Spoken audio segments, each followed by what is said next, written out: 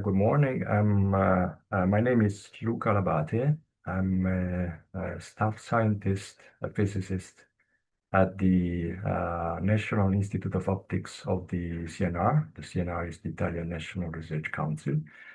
And in particular, I'm with the so-called Intense Laser Irradiation Laboratory, which is a laboratory based in the Pisa branch of the National Institute of Optics, where we operate different kind of ultra short and ultra dense lasers, in particular for laser plasma acceleration experiment.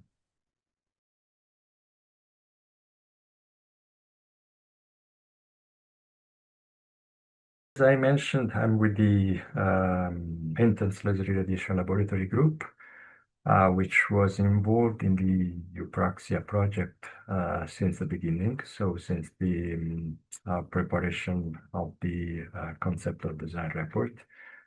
And I would say that the group was in particular involved in the work in the work packages on the laser.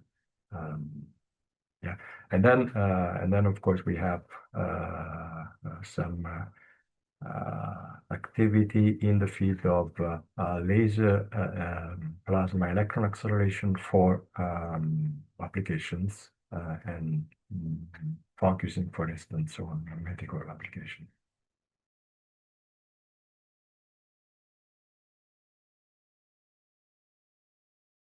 The compact laser-driven electron accelerator is a relatively novel kind of accelerator, which is based on a technique, laser wave field acceleration, which was theoretically proposed back in the 70s, but then the first experimental accomplishments and experiments were carried out in mostly in this century.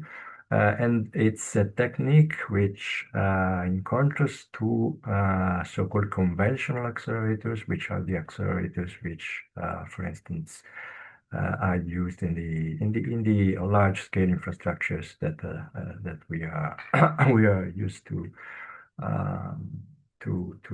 know of, are very, very compact.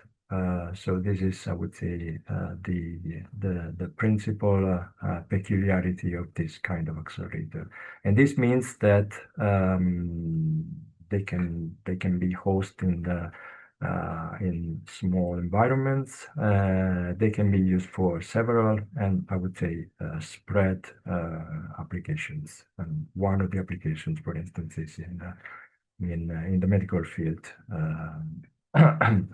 And they can also be, of course, since mostly due to their compactness, they can also be cost effective, which with respect to other kind of accelerators.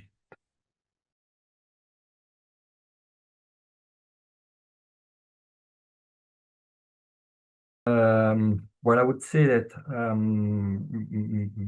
laser-driven electron acceleration, but in general particle acceleration, is relatively, as I say, it is a relatively novel field, which means that the physics is relatively novel, and our understanding of the physics is novel. So in order to use these accelerators for real applications, there is some physics which has to be deepened, our knowledge has to be improved, and there are also some issues related to the fact that most of the processes underlying this kind of acceleration process are nonlinear, which means that they can result in a sort of relatively, I mean, not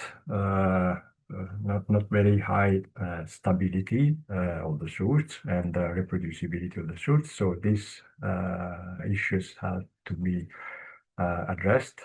But I would say that for real applications, these point of the improving the stability of the source and the reproducibility and the characteristics of the bunches of the electron particle bunches which are accelerated is the most fundamental point.